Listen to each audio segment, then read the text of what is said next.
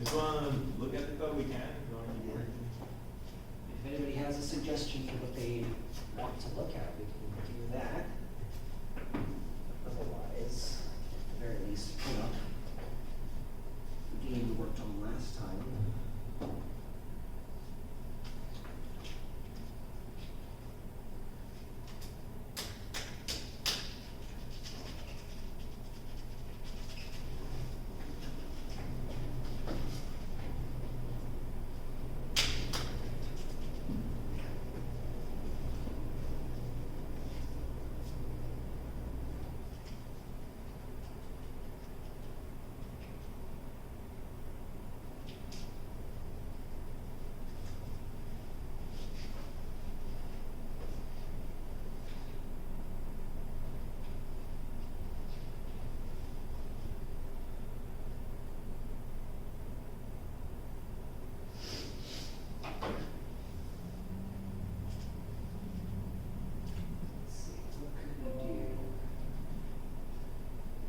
Could we do to add on to this game?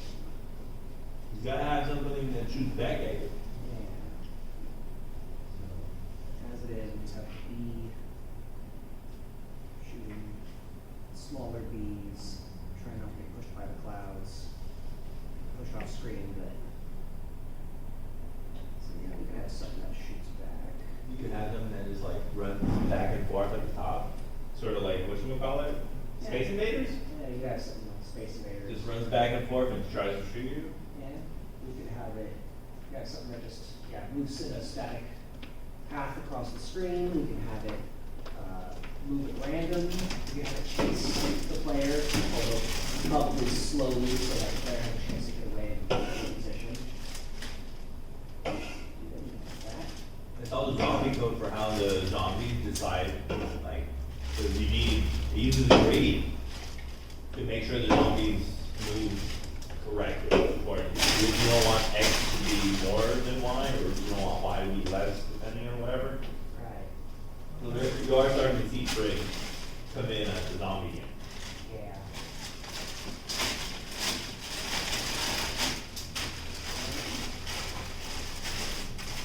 Let's see. Any suggestions for what you'd like to see? Stand out to anybody? You guys want a can? I got Oh, some. wow, somebody went all out. Dude, they don't have 2 liters. They don't have 12 packs. Don't worry, don't worry.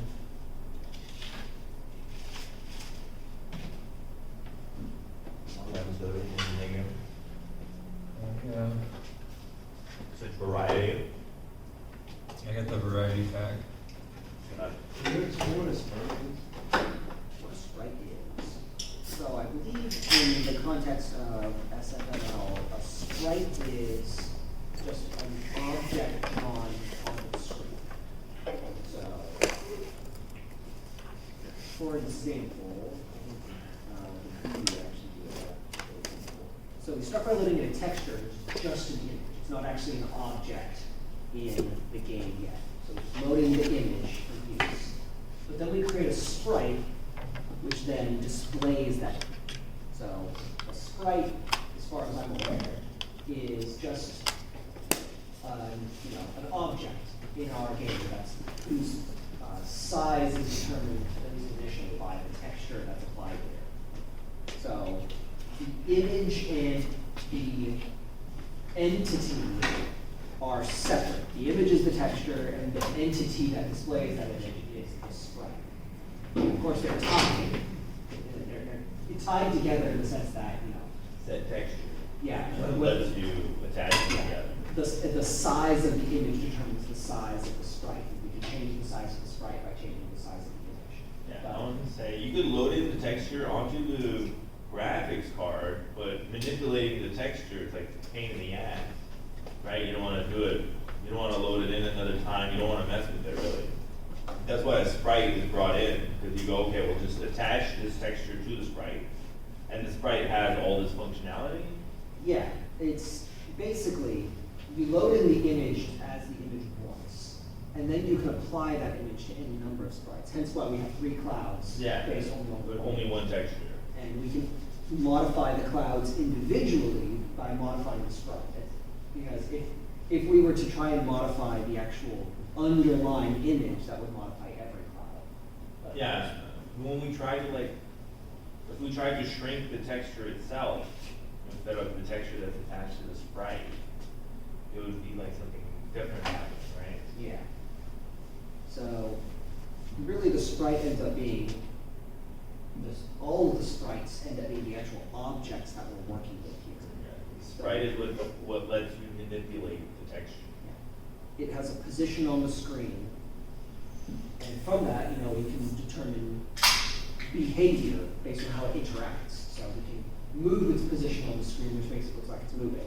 We can change its position based on what the player, based on the keys the player presses, and so that makes it look like the player's controlling it.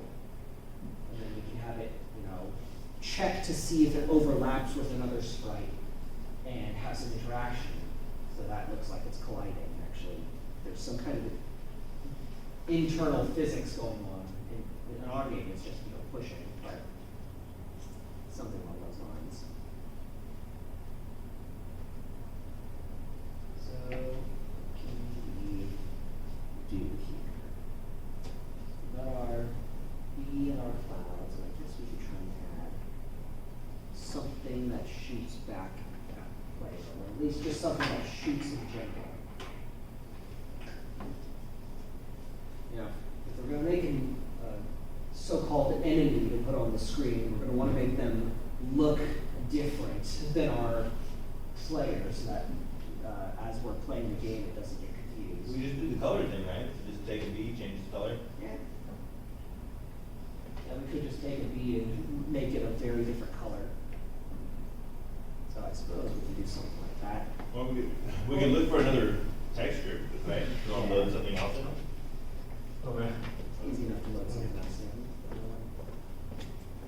Just for the sake of simplicity, let's just. We do have the lumberjack in the folder. That's true. You could have lumberjack throwing axes, I guess.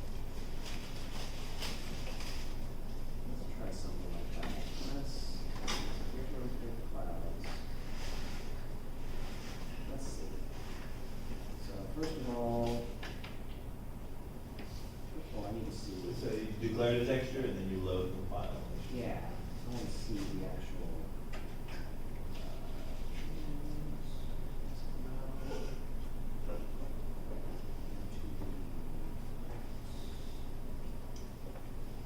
Okay, here's the images that we already have. We could, of course, create new ones pretty easily, but these are the ones that are available to us. You change view, so Gosh, how do I do it on Windows? it's right there in the middle.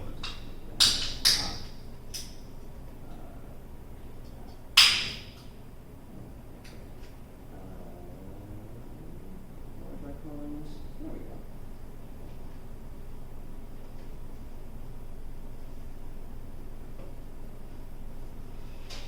We do have, it's called player, but we do have a lumberjack and axes. I suppose we could use that as our enemy and projectiles.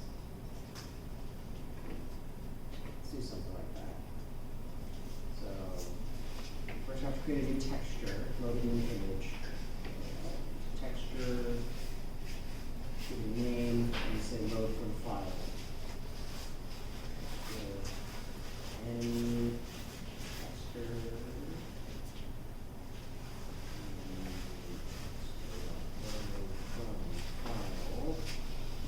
And it's full path, so graphics slash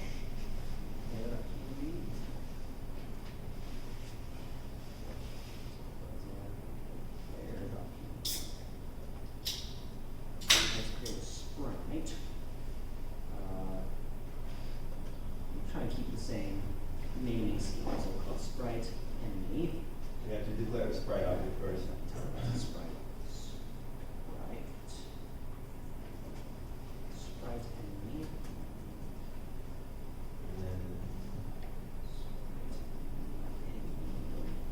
Set texture to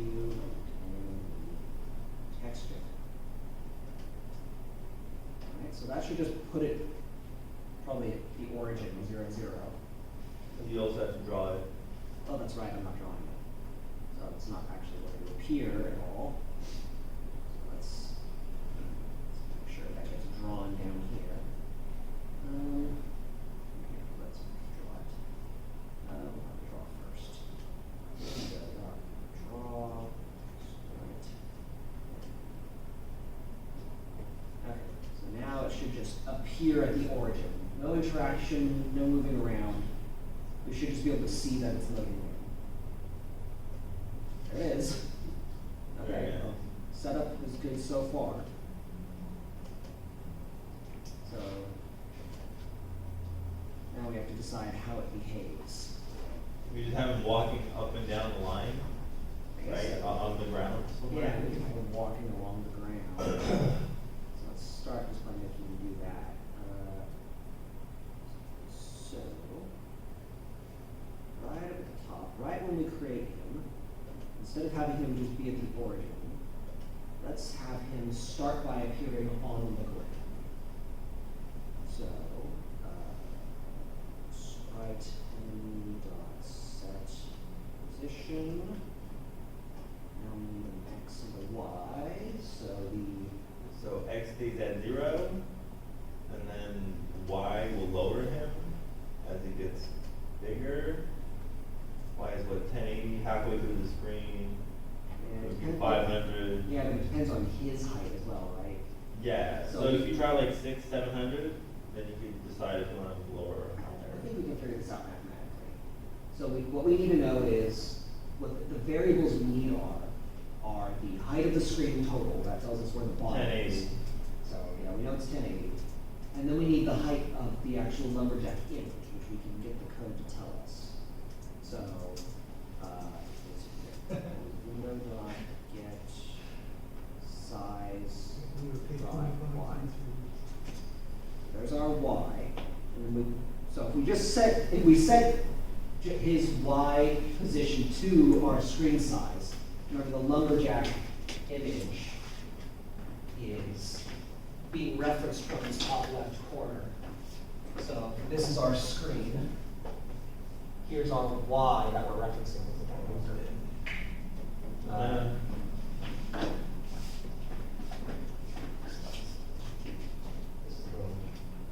the y that we're referencing. But our lumberjack's being referenced from his origin point up here. So he'll end up drawing like this, which will actually be off the screen. So we want to put him there and subtract his exact height. And that will put him exactly on the bottom of the screen. So the size of the window minus sprite family dot get. Let's get local bounds, right? Get local bounds dot height. Okay. So this should put him mathematically exactly on the bottom of the screen. No crazy code going on here. What's going on is mathematics. You just gotta figure out. You're getting the screen size, and then you're minusing his height. Yep. So now he should be in the bottom left corner. I haven't changed him from being on the left, but now he should be in the bottom. Something about, oh, it's because I'm not full screen. Is there a way to make it full screen? Yeah, so when you go up to where the window's being made, see it's style default, change default to full screen. Gotcha. It can also, like you just said, get window size or whatever, right? So in video mode, we have 1920, 1080. You could just pull your default resolution into there and it'll make the window that resolution. Yeah, this works. So there we go. So now he's in the bottom left. So again, no interaction built in yet. He's there. Who's on Hey, sorry. Are you guys in class? No, Uh, no, it's a no. club. I don't, oh, okay, I don't want to interrupt. We just need a signature. Oh, okay, no problem. Thanks. Sorry. No worries, it's almost up. All right. So now we saw that he was in the bottom left. So now let's make him run left and right. So I think just move to the right until he hits the right side of the screen, then move to the left until he hits the right side of the screen. So how do we do that? Well, it's easy enough to just move him in one direction. Right? You just say, add to his X position, move right. Subtract from his X position, move left. But how do we determine when to switch from going left to right? Use a Boolean. Yeah. At any given time, we need to know which direction he should go next. Should he keep going left, or should he change direction? So I think we should have a Boolean. You don't wanna just do a max? What do you mean? You go, so we know the edge of the screen is 1920. Yeah. So you just go max 1920, and you go, if your guy hits the 1920 on the y-axis, change the thing, or whatever, to have him walk back. Yeah, but change what thing is the question. We have to have some value keeping track of whether he's moving left or moving right at any given time. So I think a Boolean will do. Just, is Just he moving flip left? it. So, up where we set up our enemy, we'll put this, it's a bool, enemy moving right. And since he starts on the left side of the screen, let's start it to true, so we'll start by moving right. So, he starts on the left side of the screen and we're saying he's moving right to begin with. And that'll stay true until he hits that right side. There's no further to go. Then we'll change it to false, and presumably somewhere in our code, an if statement will then trigger an else, and he'll start going left again. So now at any given time, we know which direction he's supposed to be moving.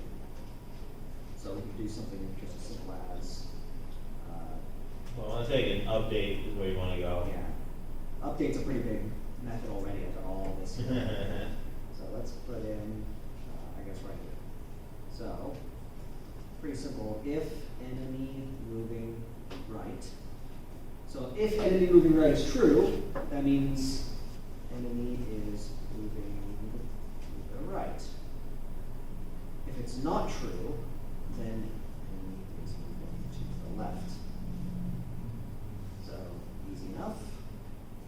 And moving left and right is not too difficult. We just say right enemy dot set position to his previous position, but with the x plus some number, probably 1 or 2. So sprite enemy dot get position dot x plus 1, so he's moving a little bit more to the right, and then sprite enemy dot get position dot y. So his y stays the same, but the x goes up by 1, so he's moving to the right. And then for the left, I can just copy paste, but change that +1 to a -1. Now, So after the first +1 there, don't you just do an if statement? If Yeah. position y or x greater than, set the bool to false. yeah, so after moving to the right, we need to check, has he hit the edge of the screen? So sprite, no, let's see, that's if sprite enemy dot get global bounds. Do we want him to go a little off the screen, or do we want him to hit the screen? Let's just have him as soon as he hits the right side of the As soon as he screen. does So sprite enemy dot get global bounds dot function dot Bracket x, is there an X? This gives right? No, this is gonna be, Yeah, I just want position dot get position dot X. it's gonna be like left plus. So if his X is greater than or equal to, you tend to not want to use exactly equals, because then if something like rounds weird and you end up past it, then that'll be a problem. Like if we have, theoretically, if we set it so that he only turns around when he exactly hits that right side of the screen, if like if our math is a little bit off, or there's a rounding error, or we change his speed to be 2, and he goes from slightly before to slightly after, he's going to keep going. So we want to check for greater than or equal to, so if he's at this point or anywhere beyond, then he'll turn around. Then we don't have to be exact. If he ever ends up too far, he'll come back. So if he's greater than or equal to, so if his x position is greater than or equal to the right side of the screen, so window dot get size dot x. So that's our width of the screen. But this will make him walk off screen because we're still referencing him from his left. So his left, at the moment, he won't turn around until his left hits the outside of the screen. And he'll be off screen at that point. So we instead want it to make it, we again want to subtract his width so that it looks like he just bounces off the side of the screen. So minus sprite enemy dot get local bounds dot width. Okay. That's a long if statement, but we got it. So if our guy's x position is greater than or equal to the edge of the screen, but minus his width. So in other words, exactly his width. So this side is exactly on the edge of the screen. His right side touches the edge of the screen, turn around. So he was moving right, so enemy moving right is false. Then we just have something similar to make him go back to the right. So then he moves left, he's moving left, he hits the left side of the screen. If our guy's x is less than or equal to, well, 0. Yeah, this is a much easier calculation here. Because we know the left side of the screen is just position 0, and we don't need to do any subtraction because our guy's left, we're measuring from our guy's left side. So then we just say true. So now you should just start bouncing left and right. Oh boy.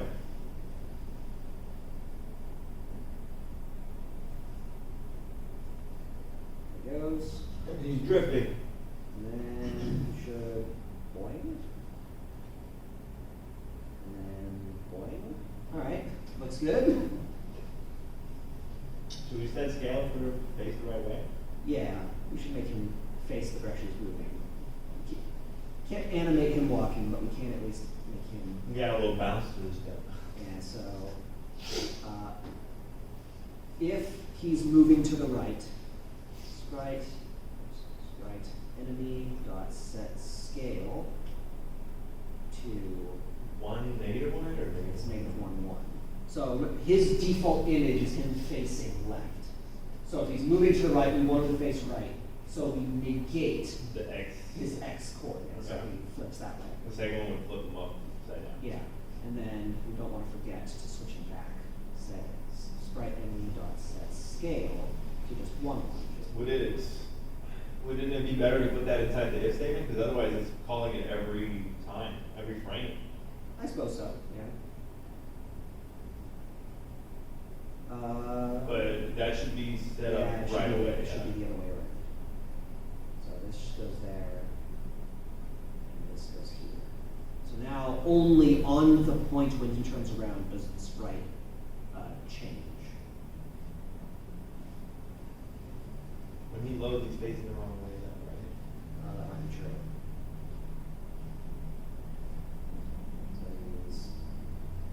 it starts going the wrong way, and then he'll still, now he's facing the right way, but let's see if our If code he actually does this. Boing. Sort of, but his position, He goes a the little. scale, I have to get rid of the clouds temporarily. Yeah, the scale has him, because we're flipping the scale based off of his origin point. So if we take this image and mirror it on this center, it ends up over here.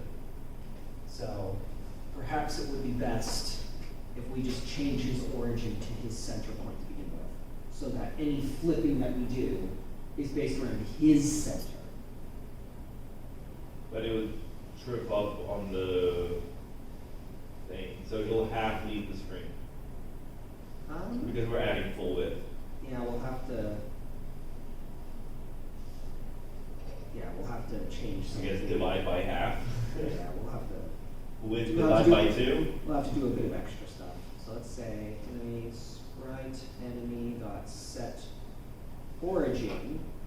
So it's changing where that origin point is, and we want it to be exactly in our dude's center. So half his width and half his height. Sprite enemy dot get local bounds dot width divided by 2. And sprite enemy dot get local bounds dot height divided by 2. Okay. So now his origin's right in the center. But now all of our code to change his change everything else about him. While we're here, set the, Yeah. whatchamacallit Actually, I'm gonna to. take the set origin and change it until after we've already changed his position, so that his position will still be correct.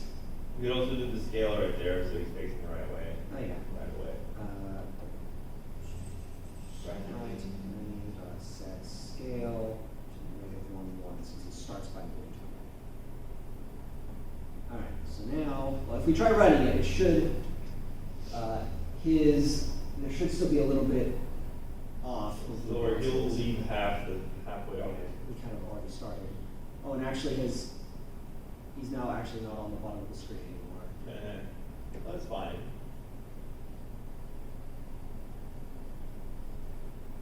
I mean, like turns around before touching the screen. Yeah, on that side, and on the other side, he goes a little bit off. So we have to change our math. So if we want him to be exactly on the bottom of the screen, then when we change his position, his y is no longer going to be y minus his height. It's going to be y minus his height divided by 2. And then basically all of our other positions we have to do the same thing. So where is it? There it is. Enemy stuff. So we check when he turns around when his size get local bound minus get local bounds dot width divided by 2. And then doing here. So get position 0. Get position x is less than 0, but it's not just 0. It's now less than his width. Sprite enemy dot get local bounds dot width divided by 2. Okay. So now he should be exactly on the bottom of the screen, and he should bounce from exactly the left to exactly the right and face the correct direction. Just got to fiddle with the numbers a little bit. There we go.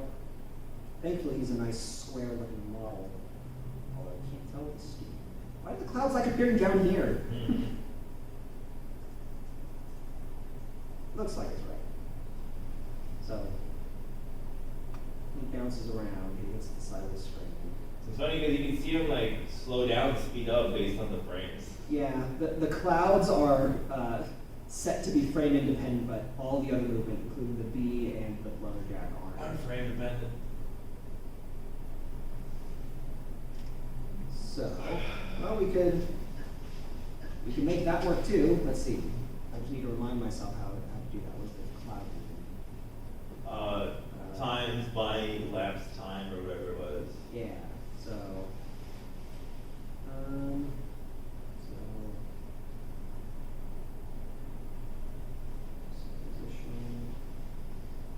position. Here we go. So it's set position of the cloud, get its position plus cloud speed plus Time, delta time dt as seconds. seconds. Okay. Delta time as seconds. So that, except we have to control the speed. So our guy's movement is his x plus his speed, which is not going to be cloud 1 speed. Let's just say 1 times delta time in seconds. That would mean he'd move 1 pixel every second. That's what that code does, because every frame is a fraction of a And second. 60, So 60 pixels every second. yeah, I think that should be good. And then similarly, minus 60 pixels a second. Let's just see how that makes it. If it's too fast, we slow them down. If it's too slow, we speed up.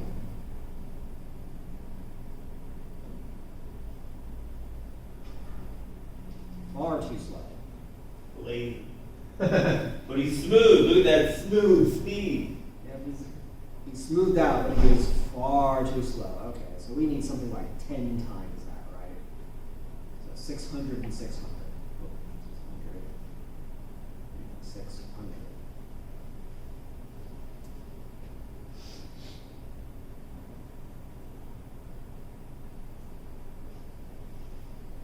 There we go. That's close to what he was at before. Smooth. Alright. Now I have been it might not have been coming across, but I've been noticing that the B lags a bit as well. So let's change the B movement to do the same thing. So, B, where's the actual B moving? It's More under. up. So, okay, here we go. So instead of 1, we have the B move at, let's make the B move at 500. Slightly slower. And then, That +1 right there. yeah, it needs to move that. I think this needs to be actually the cloud speed. This should match how fast the cloud is moving. Because this is the code for if he's intersecting with the, oh no, this is the, never Isn't mind. it like up, down, left, right? Yeah, this is, I got confused, that's not what we want. So we do just want his speed. So then here, this, this is where it would be good to use a constant, I'm being lazy, and it sabotages me in the future. Okay.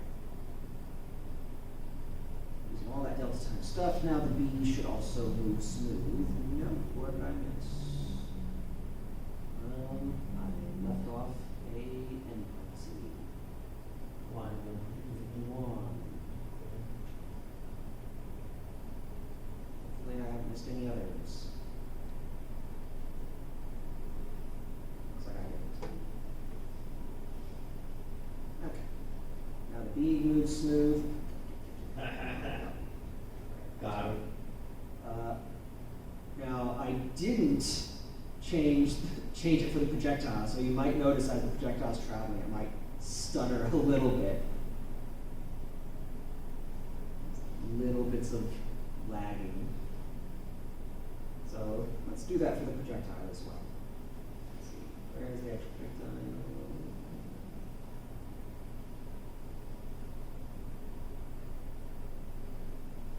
Is the +2 right there? Yeah. So it's these. So now the projectile is supposed to move twice as fast as the bees, so we'll change it to 1,000. You know what? Nah, I'll continue being lazy. Really should make these variables a constants. I'll just continue being lazy. Okay, now every movement is based on delta time. So now it should all feel smooth and look smooth.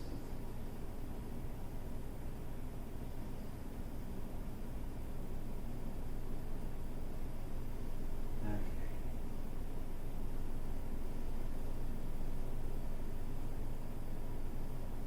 Alright, now we just have to make our lumberjack enemy be an enemy. Actually do something. What else can we do? I guess he'll throw axes. We do have an axe image that we can use. Axe stick. It's missing. Let's see. We've got. Yeah, it certainly is just kind of. There's also a log. You can have him throw the log piece. Yeah, we can have him throw the entire log piece, or a branch, or just the stick of the axe. Now, I think this stick, just this axe stick, would look pretty good if we made it spin. like, so it like spun through the air. That'd be pretty good, yeah. Let's do that. So, just the rotation thing? Yeah, so let's start just by loading it in. So loading in after our name. So texture, we'll call it axe, axe texture. Even though it doesn't actually have the axe head on it. Axe texture, load from file, graphics slash, it's called axe, right? Yeah. Graphics slash axe.png.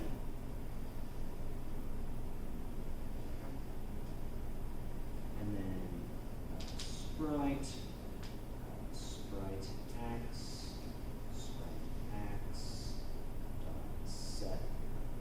set texture to axe texture. Right, and then if we want to see it appear, all we have to do is draw it. So down here. I guess we do have to consider the order that things are drawn. Should the axe, I think the axe should be drawn above the clouds, so that it does, or maybe we want the axe to be hidden behind the clouds. I think it'd be best if we kept it visible. So the clouds draw first. You want a piece of soda pop? I'm good, thank you. Draw, sprite, axe. There. Now, again, it's not moving. All we've done is made it appear, but it should appear on our top left origin point. There it is. And we at least following the right procedure for getting stuff to draw. So now we want to do a few things. We want it to be thrown by our lumberjack. So whenever he throws it, it should appear at the lumberjack's position starting. But like, when does he throw it, right? You Yeah, could do a time thing, because we have delta time. yeah, So you just do, but you can make a time object, yeah. So perhaps what we and then add delta time onto it. And then you go, if this time hits a certain breakpoint, do the throw, reset the breakpoint. Yeah, I think maybe what we'll do is, a throw gets triggered, the axe gets thrown through the air. As soon as it goes off screen, it then hits its waiting period, and we'll tell it to wait for a random amount of time before being thrown again. So You just have it be thrown as soon as it goes past a certain point. now we could have it just be thrown as soon as it goes off screen. Yeah, So that'll be a decent amount of time, I think, depending on, you could make it further less, so to speak, and that'll decide how quickly he throws it again. yeah, so we'll do something like that. But See- also, how do we want it to be thrown is the question. Do we want it to be thrown in like a straight line? I was thinking like an arc, right? Like our lumberjack throws it up, it goes up, and then comes back down, sort of a parabola. It's not as hard to do that as you might think. Well, we could, when you throw it, it'll spawn on the guy, and you could set its maximum height of where the B position was at the time. So once it reaches the height, it'll start going down? Or are you trying to do an arc? How would you? Yeah, so I suppose there's two ways we can go about it. So one way we can do it is that the axe is just thrown at random, like not specifically targeting the B, it's just an additional obstacle to avoid. In that case, we could just give the axe very basic gravity. Like tell it, you're either moving left or moving right based off of the direction the lumberjack was going. And so its horizontal position is constant, but its vertical position will change as time goes on. So it'll start moving fast up, then we'll slow it down, and eventually it'll go negative. Another way we can do it is we can have it try targeting the bee specifically. And I think what we want for that is, this is going to require math. What we'll do is we have the program come up with a function on the fly, like right as the throw occurs, on the instant of the throw, come up with the function such that if the bee doesn't move at all, the axe will arc up and exactly at its apex point hit the bee. And then, if it doesn't hit the bee, I guess continue dealing with it. That might be fun to do. All we need is a little bit of calculus. Not even particularly complex calculus. So, if we want to do that, we have to somehow come up with a parabola function that starts down, like here's our screen, and here's our lumberjack, and here's our bee. We need to come up with, we take a snapshot. This is the moment of the throw. We say, okay, we need to come up with some function that follows this arc. Since we know all these markers aren't very good. Since we know the lumberjack's always going to be on the bottom, we always know that it's going to be some kind of downwards parabola like that. You guys remember what kinds of function that looks like? Mathematically, how can I recreate this? You guys remember? Taking trig in the summer. Negative x squared. Negative x squared. Negative x squared. X squared is a parabola, but x squared goes like this. So we negate it to make it go down. And computer science is a math subject, believe it or not. Nice. So we're looking at math. So we need something along the lines of our negative x squared, but we'll need to make it so that it somehow arcs up to our b. That's where things get tricky. Is where my math skills are being taxed. Yeah, because I would understand if like we could make a B line. Yeah, it's just a straight Or line. B. That's not too difficult. Well, if we go, so lumberjack x minus bx would also give you the other point, right? So you'll have starting point, ending point, and the peak, right? Just from that, by minusing the whatever, unless the beat's somewhere else. Yeah. So. How do you make the arc? Yeah. So this is, we can make this work. It's just that this is a math problem, not a programming problem. We need to figure out the math behind the arc. And once we know the math behind the arc, it's actually really easy to tell the axe to follow. Yeah. So, for example, if we were to instead just do a straight line, like we just want the axe to go from wherever the lumberjack is straight through the bee, straight lines are much easier math, right? We can figure out that mathematics pretty easily so that it always targets, it doesn't home onto the bee, but it goes directly at where the bee was at the time of the throw. What are the odds we just Google it, SFML arc formula? Because like I've seen the formula for how the zombies chase, right? And the zombies specifically, they're not moving like a snake. They're moving correctly. Yeah. Using a gradient. Maybe let's start with the straight line. Because once we have that, it's actually not too difficult. We can just come up with new math. Plug in the math into the existing program. Yeah. So let's just do the straight line to start with. Wherever the bee is, once again, we have the bee somewhere, the lumberjack somewhere, and we take a snapshot right on the time of the throw and figure out what is the path our axe should take to hit the bee, assuming the bee doesn't move. Of course, we can move the bee in that time. It's not going to hold on to the bee. So this is much easier math because this is just a straight line with a slope. You guys remember slope formula? Yeah! Y equals mx plus b. So we need to come up with the slope of our line here. We need to figure out exactly what the slope is going to be. That's really all we need is the slope.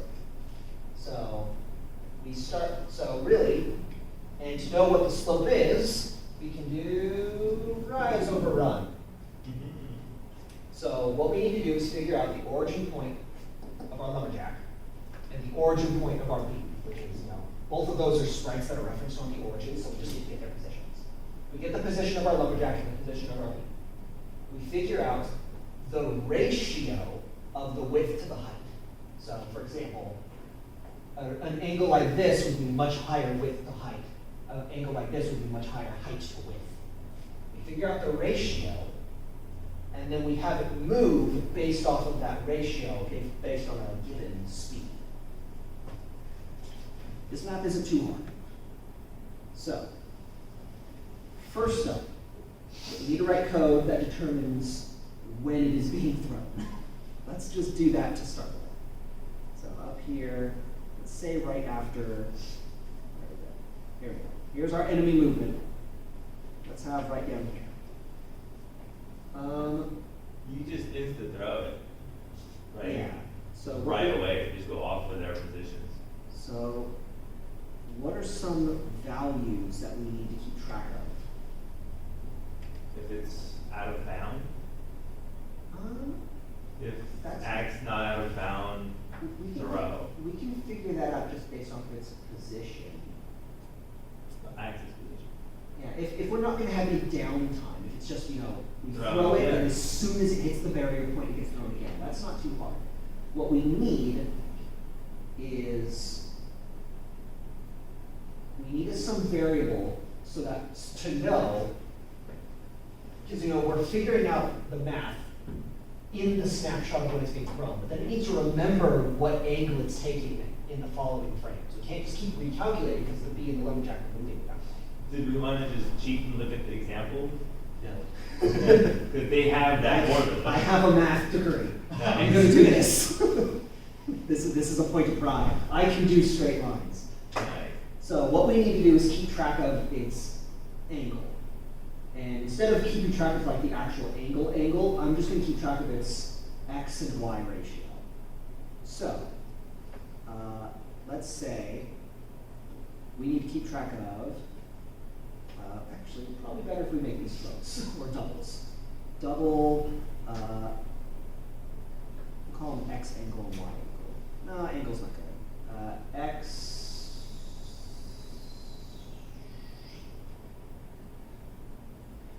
rise and run. Rise over run. There we go. So,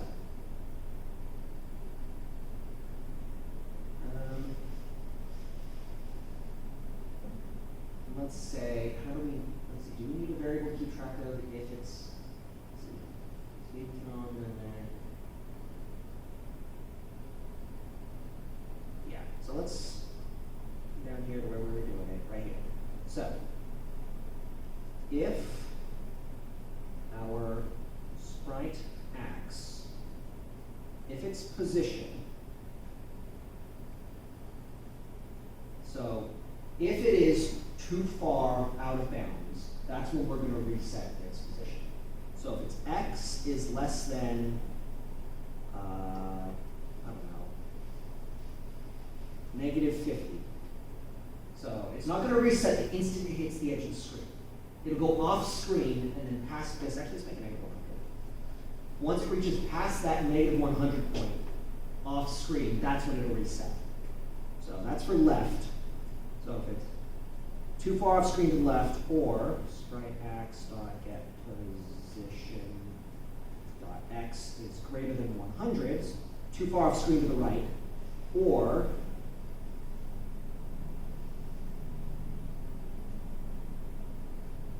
get position dot y is less than -100. It's too far off the screen to the top, or y is greater than 100. Too far off screen to the bottom.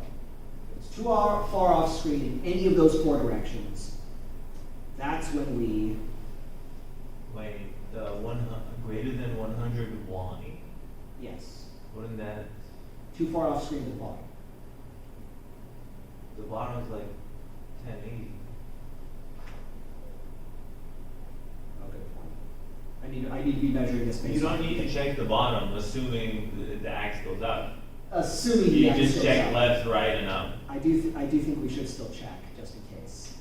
But yeah, that's right, I can't just do greater than 100 here, I need to do greater than screen window dot get size dot x plus 100 for the right window get size of y plus 1. There we go. So now if it gets too far off screen in any of the 4 directions, we probably don't need to check for bottom, but I want to be safe just in case. If it is too far off screen in any of those 4 directions, initiate a throw. Sure, I guess if the B is below him, he'll throw it down. Yeah, I'm assuming the B will be above him. yeah, for the most part. But That's my bad. We want to be safe. So what we want to do now is figure out, we can get, here's where we do the math. So what we want to do is figure out our rise and run based off of, in this snapshot, the positions of the lumberjack and the bee. So let's say sprite b dot get position dot x minus sprite enemy dot get position dot x. That's all the parentheses. So that would be b's position minus this guy's position. Since we're measuring from 0 over here, that gets us this. Are you storing that? I'm just getting numbers right now. I'm going to store that in Look. run. Then rise is going to be the same thing, but y.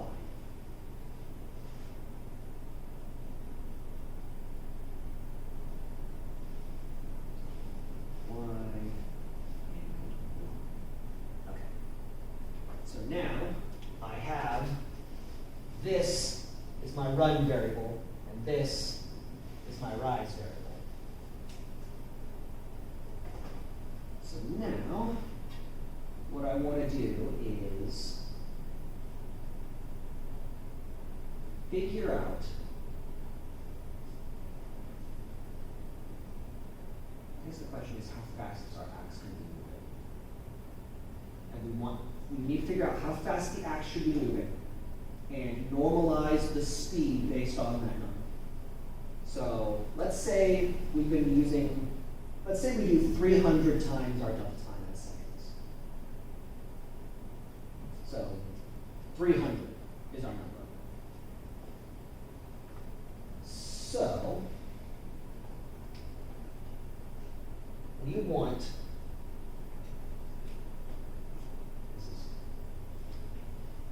this is the math we're working with. We want this to be 300. And we want to turn our rise and run into that. You guys like math class? So, oh, yep, we're definitely going to need sine and cosine here. Okay, so there are 300. So we know the ratio of our rise to run. And we know that we want it to be total 300. Actually, I don't think we need sine and cosine, we just need Pythagorean theorem. We need Pythagoras' help. Here's what I'm going to do. We know our rise and run. Right triangle, we can do our a squared plus b squared equals our c squared. Cut that ratio down, figure out what the ratio is. Thankfully, equivalent right triangles like this, what do you call those? Symmetrical? I forget. We can figure out an easy ratio here. I'm coming up with this, by the way. This is not something you will learn in your computer science class. This is math. We have our rise and run. So, They do just give you the formula, by the way. well, screw it. I'm doing it myself. Yeah. But I'm saying the book does cover it. Yeah, that the But not very deeply. Not The- very deeply at all. There's, in the programming class, they will give you the equation. This yeah. is, I have You're a, figuring it out. That's the thing, like, they give you the formula, but they say what it does, but then you're like, but how does it do it? so my C, I'm doing C for my Pythagorean theorem. That's going to be, So what's delta? it's a type. Type of number. So int is integer, right? Right. Whole number, 1, 2, 3, 4. Float is a floating point number, which means any real number, any decimal point. Yes. 1.1, 1.2, 1.3. Double is double precision floating point. So it's twice as precise as a float. Damn. I want that precision. So double, He's on super precise. so now I'm gonna do, Double the precision. Literally, that's why it's called that. I need math.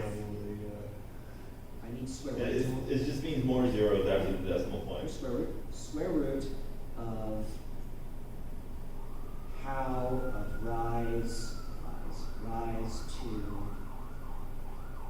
plus how of run to. Okay. This is Pythagorean theorem. I'm trying to find my C, right? A squared plus B squared equals C squared. But I don't want C squared, I want C. So I square root both sides, right? So this becomes just C square root of A squared plus B squared. It's following? And then my A is actually rise and my B is actually run. So rise, run. So square root of rise squared plus run squared will get me my hypotenuse. The way you do exponents in programming is the POW function. POW rise comma 2, that's rise squared. POW run comma 2, that's run squared. Put the whole thing in SQRT, that's the square root. Now, all I've done is recreate this in programming, and I'm saving it in a new variable called C. Now, so that gets me my whole C here. And now I want to shrink that, or perhaps grow that. I want to find the ratio of my C to my 300. So, that's going to be tough. So 300, so if I do C, I want to figure out my A times A divided by the ratio equals hold on, give the math guy a chance, hold on. A divided by prime, that becomes, so hold on. Get the ratio.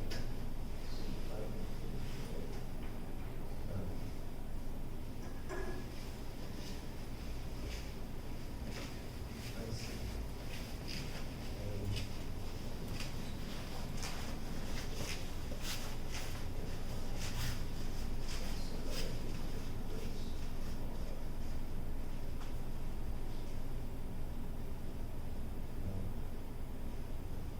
Okay, it's late. it's a Friday. My brain's fried. How do I figure out this math? I've got my C and I want to get my 300. So if I just say double ratio gets C over 300. That tells me the ratio of my actual hypotenuse to my desired speed.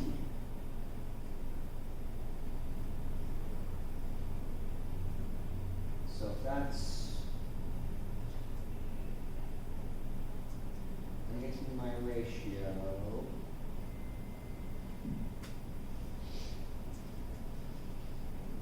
So then,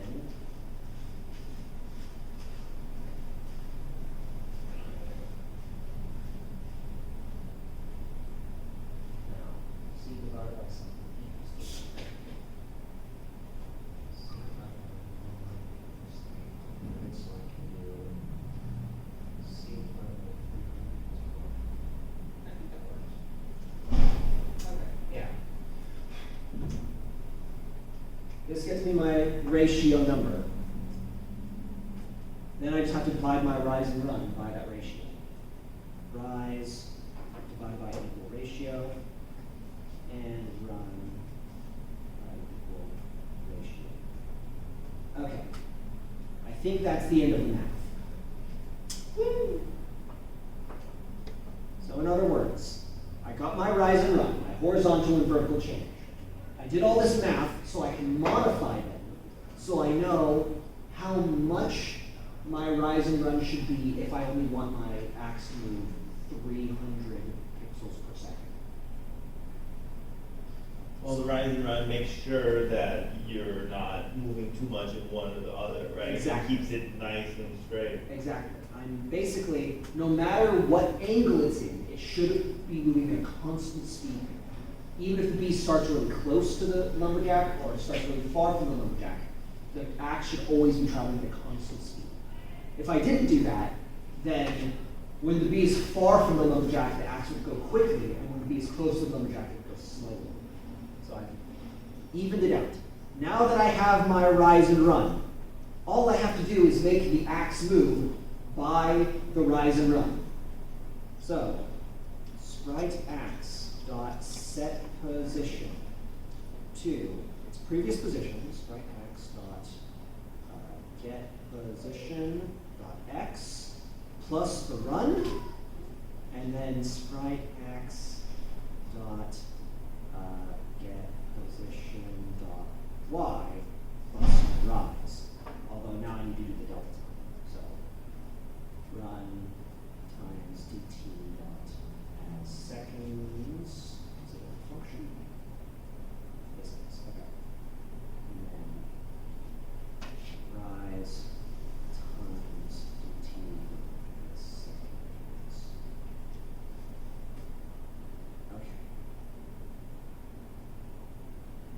I think. Oh, I have it. When initiating the throw, I also have to make sure that the axe itself starts on the lumberjack. So sprite axe dot set position to sprite enemy dot get position. So I don't want these parentheses here. I don't want that semicolon. Okay. From the top, if the axe is out of bounds, it's too far out of frame, we initiate a throw. First part of initiating a throw, the axe teleports onto the lumberjack. Then I do a bunch of math to figure out exactly what angle the axe should be thrown at. And I normalize that so that no matter what angle it is, no matter how far the two were to begin with, it should always be traveling at 300 pixels per second. Once I have that, I make it travel that far. Every frame. So this traveling happens every frame. This reset only happens when the axe is too far out of bounds. We should be good. Well, you wanna, I do- before the loop, set the axe out of bounds, Yeah. so it'll trigger, and Yeah. then don't forget to draw it. Yeah, at the very end, I want to make sure the axe is set out of bounds so that it initiates a throw to begin with. So I'm just going to set at the very beginning of the program, sprite axe dot set position to -1000 to -1000. So far off screen that it's guaranteed to hit that trigger. And I believe it's already been drawn. Oh, Nice. hold on. Error on this line. Probably in missing parentheses. Okay. Yeah, I believe I was already drawing the axe. There it is. Oh yeah, for the test. So, it should. This is the test of my math. There Be we prepared go. for it to not do what I Here we explained. go. It may not do it at all what I explained, but at least Here we'll we be able to go. see what it's doing. It'll do it, it'll be perfect. I hope so. Let's see, yeah. I put enough brain power into it. See all those years. of- Firing in all cylinders. Oh, That's looking pretty good. Once it goes off screen, does it? Going that way. If I stay right here, it should go straight towards me. Looks pretty good. I never set its origin to its center, so it's actually trying to hit me with the left side of the handle. But it looks like it's working. can we get that rotation going? Yeah, now we'll That do would look cool. So, first of all, Maybe just speed it up? let's set its origin to the center so that it actually, checks the, tries to hit us with the center of the axe rather than just the left side of it. So Top sprite left. axe dot set origin to sprite axe dot get local bounds dot width divided by 2 sprite axe dot get local bounds dot height divided by 2. Okay. So now it should try to hit us with the center. You're right, let's speed it up a little bit. So I believe to make it speed up, all I have to do Is that 300? is change this 300. So if we change this to 500, now it should move a bit speedy. Let's just double check.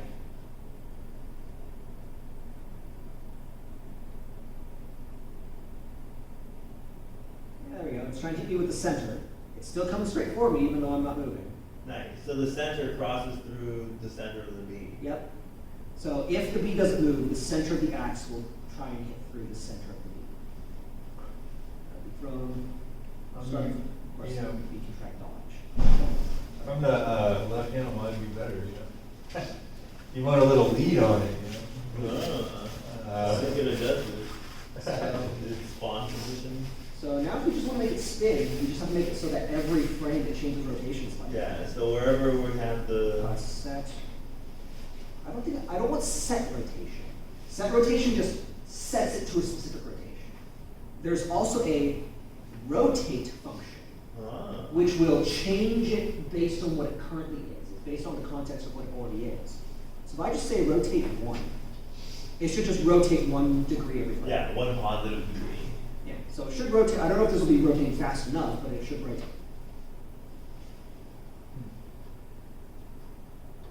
Oh, That's better. Pretty. I was thinking maybe it's been a little faster than that. Maybe it's you been can make it, yeah. But still, that's why, it's great. yeah. Look at it all come together. What a game. And then of course, now that we figured all that out, we have to make it so it can hit the B. Right now, it's just a Collision distraction. detection. Now it's just a distraction. It doesn't actually do anything. There we go. But do you see how it's kind of stuttery a little bit? Gotta change its rotation to be based off of the frames as well. Huh, wonder how that works. So, So like 2 dt a second, but that slowed down a lot. Yeah, So it's we- like 200 times dt a second? 2 times dt dot as milliseconds. Smaller unit of time. So 2 pixels or 2 degrees every millisecond. This is probably going to be super fast.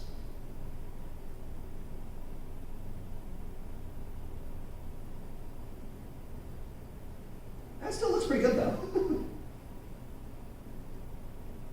Maybe a little too fast. What do you guys You think? bring it down a little bit. Yeah, let's make it Looks like a go. breadstick. 1.5? Let's just 1 times. So just speed of 1.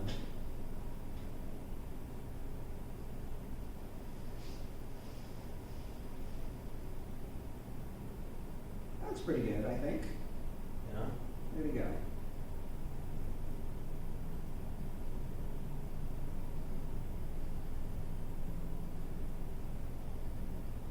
All right. So now if we wanted to collide with the B, we already kind of have a little bit of code for when the B is supposed to die, right? So it's, if I can find it, it's when the B, oh, it's only down here when the B gets pushed by the cloud, right? Control find red or something? And here we go. So this is the code for if the B gets pushed by the cloud off screen. But we can just add another condition to this. So if the B gets pushed by the cloud off screen, or it collides with the X, right? B dot get global bounds dot intersects. Spelled that wrong. Intersects with sprite X dot get global bounds. By golly, how simple is that? Oh, I don't want to semicolon, this is a mistake condition. Okay. So now, if I get pushed off screen or I collide with the axe, the B will flip upside down and turn around. Just like if it was trying to get pushed, squished on the side of the screen. Just stay here. It keeps colliding, so better than it. Yeah, he does it every That time. little double tap. So the thing is, it's checking, it's doing that. Well, I see. What's happening is that the bees wants to be facing upward because that's how it was facing initially. When it is colliding with the axe, it says, "Hey, get set to be upside down and dead." But it doesn't. It hasn't said stop trying to face upward. somewhere else in the code is trying to face something? Yeah, so the code that makes it face a direction, which is. Oh, one of these corrects it, right? Where is it? That's the projectile direction. This is, This should only trigger if you're pressing the key. where's the actual B facing direction? Here, the B's direction. So this is where we control the code for the B changing direction. It's actually pretty easy if be alive. So now, put this whole thing in a big set of brackets. So now the B will only change its direction according to its position if it's alive. If it's dead, it splits upside down and it's dead.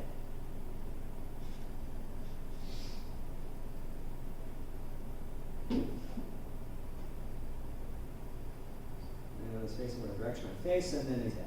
And now he's immovable, uncontrollable, doesn't interact with anything. I wonder if a cloud can still push him down. No, it shouldn't. Maybe. I don't remember if I put that in the code. Oh, yeah, he is in fact dead. So this is where we would put a nice big game over on the screen. But You drop to the ground? we could. And,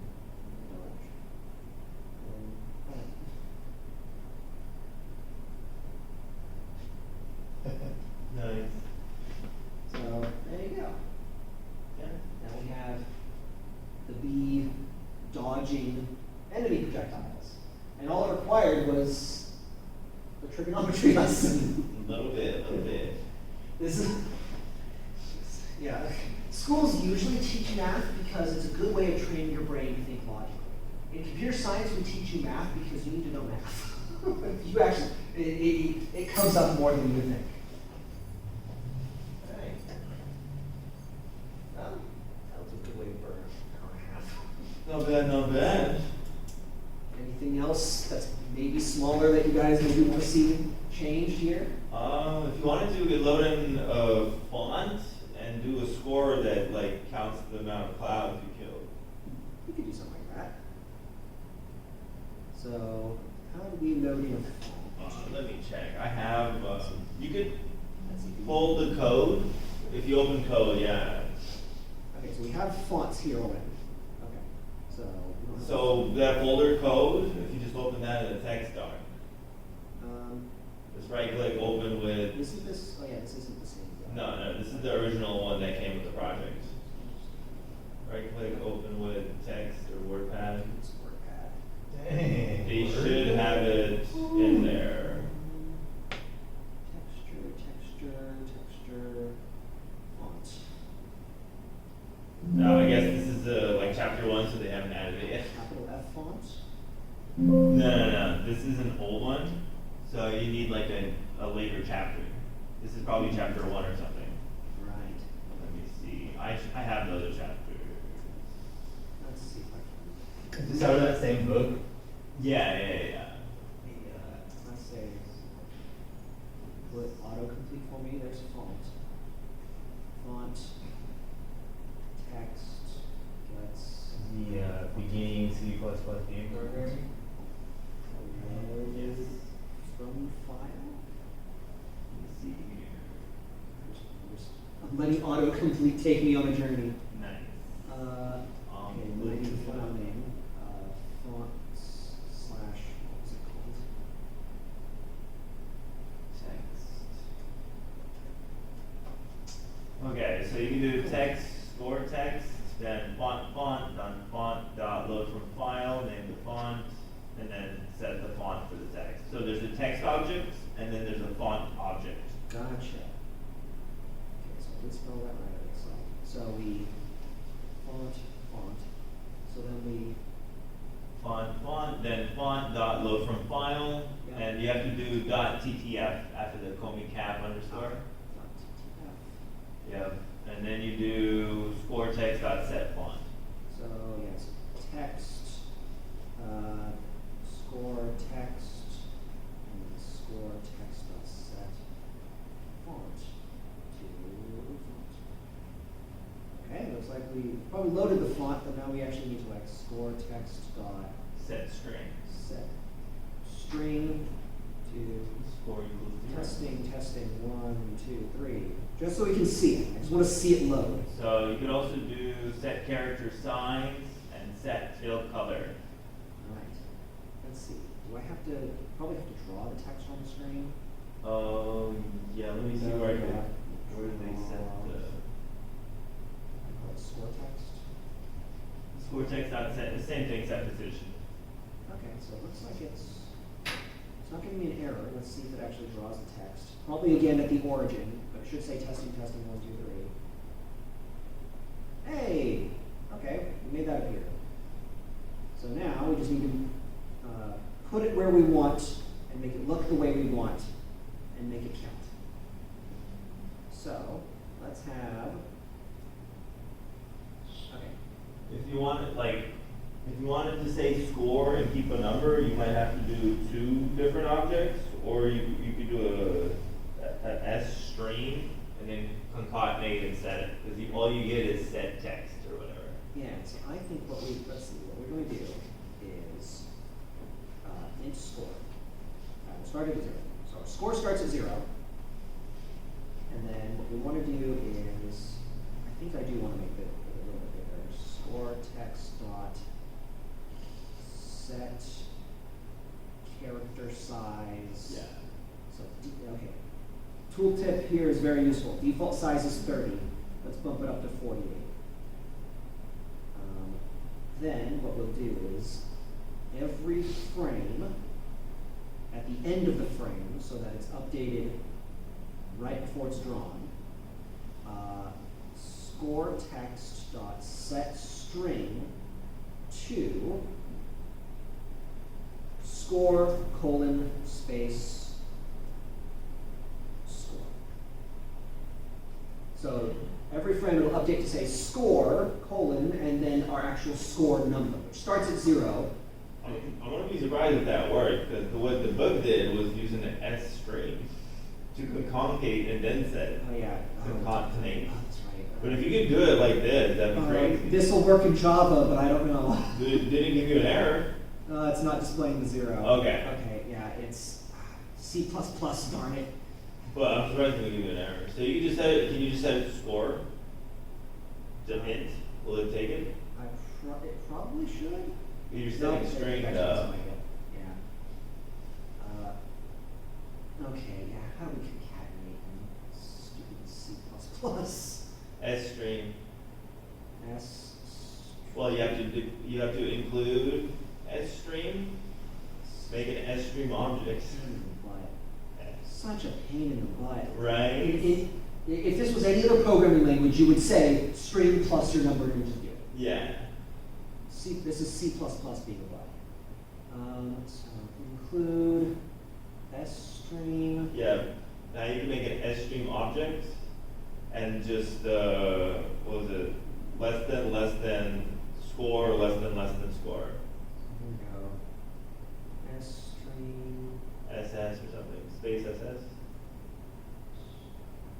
that just the name? That's the name of the. No, it should be just S string. That's the name of the class.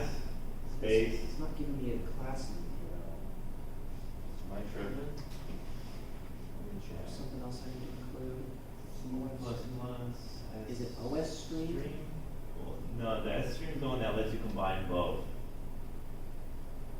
Let's see here. What's the documentation? Don't look at my email. Nobody look. Let's see. C++.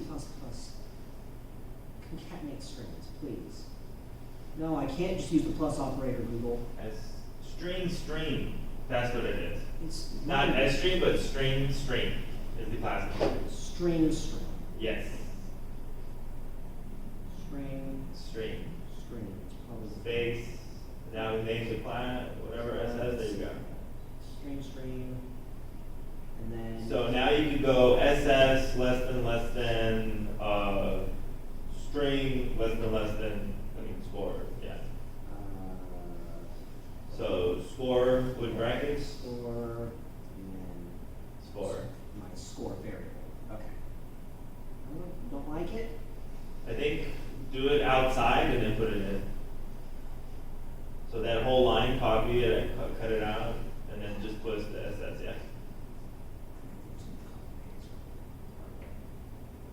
doesn't this need to actually go to a string object? And then do I just say SS here? Yeah, I think so. I don't like it, 'cause it's the wrong type. Okay, so you convert the SS to a string.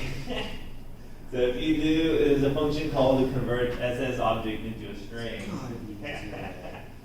Right, but that's what the book used. I don't wanna concatenate string with int. Concatenate a string and int. Convert string to string. Okay, Okay. yes, I just saw it, the way that I've done it in the past. This is the way that I've done it. Score plus toString. Yep. To underscore string score. Okay. So you can combine strings with the plus, but they both have to be strings. So this is a string, and I'm taking my integer score, turning it into a string, and then I can just combine it with plus. Now that should work. See, it's such a pain in the butt. Just need some overloader. There we go. Score 0. Now I just need to make it so my score can go up. So every time a cloud gets shot, we just make score go up. Yeah, wherever the collision or cloud is. This is collision cloud. How many lines of code are we at? A few hundred, almost 500. Woo! Let's see. So it's Blazing. okay, here we go. So this is where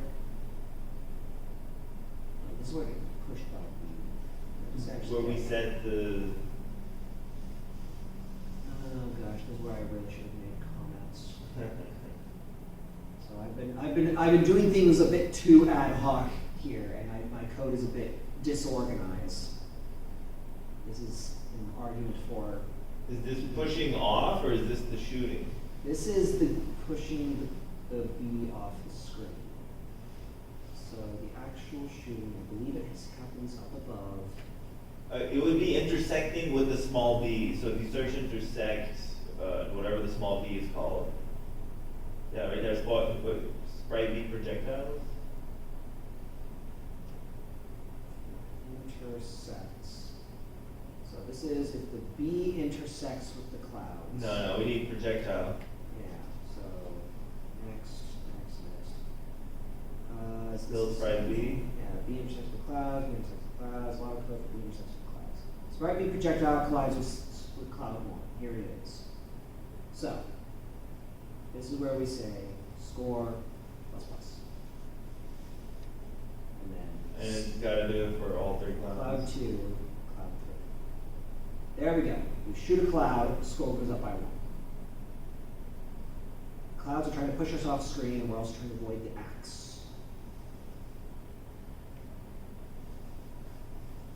Bam.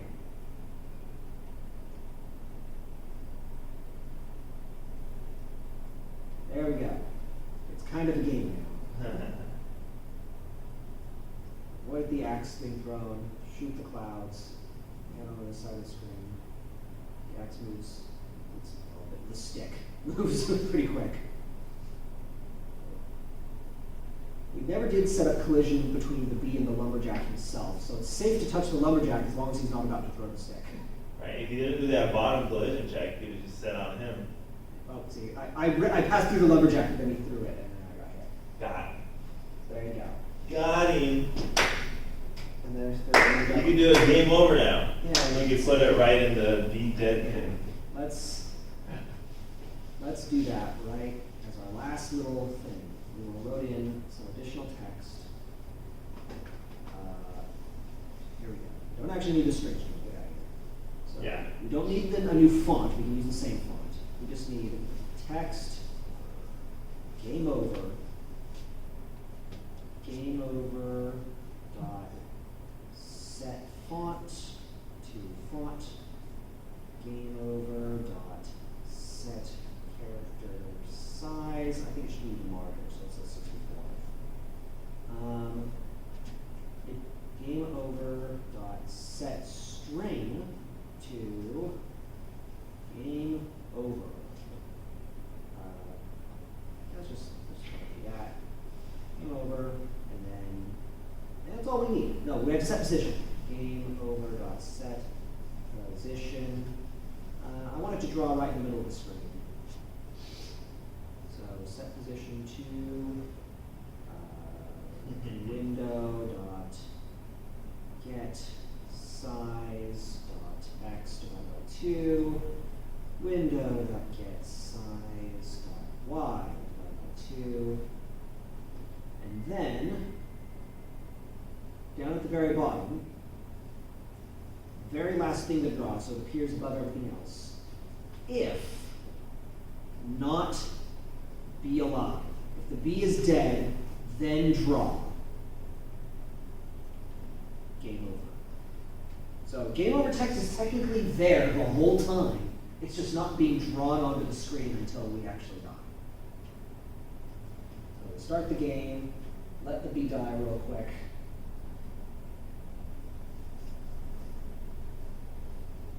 And, oh, class pushed me. Save. Look at squish. There it is.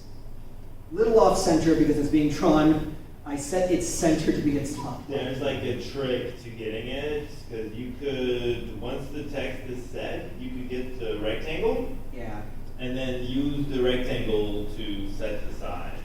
yeah, so we set the, I'm trying to remember how it's done. here we go. Because it seems a little convoluted. Here we go. So we set the text to game over first. Then you should be able to Can I get just the set its shape of origin? it. Set origin. I can just do the same set origin trick. Game over dot get local bounds dot width divided by 2. And the same thing but height.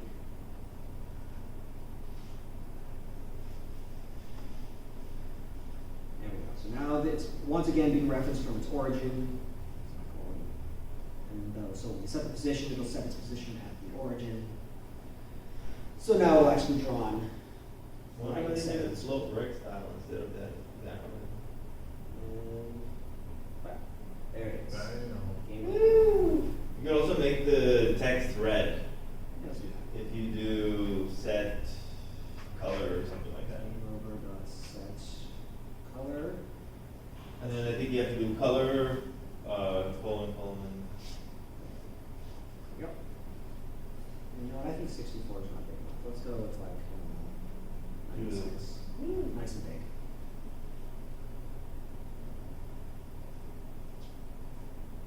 Oh, what did I miss up? Nothing. There's the actually. There, decrease. Set color has been deprecated. Cool. Hold on. Let me see. Does it have an RGB option? There is. 35500. No? Okay. Game over dot set. Is it behind Set fill color? color, colon, white? Set fill color to color. Yeah, that's the right one. Set fill color, not.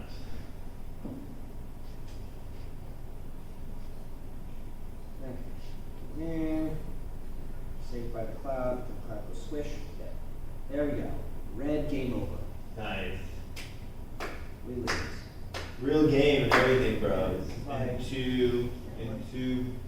And when I respawn, the game over text goes away because remember, it only draws when the bee is dead.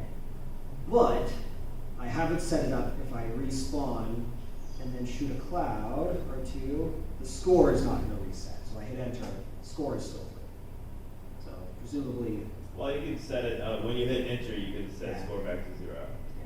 yeah, that'd be the cool way to do it. But that's like, And probably, if we were going to do that, then we'd probably say something like game over, press enter, just try again, or something like that. easy. Yeah, Easy. it's like a game. Easy. Look how much, dude. I mean, In I- 4 hours of work. Yeah, I've seen worse games than this being sold. Shots fired, dude.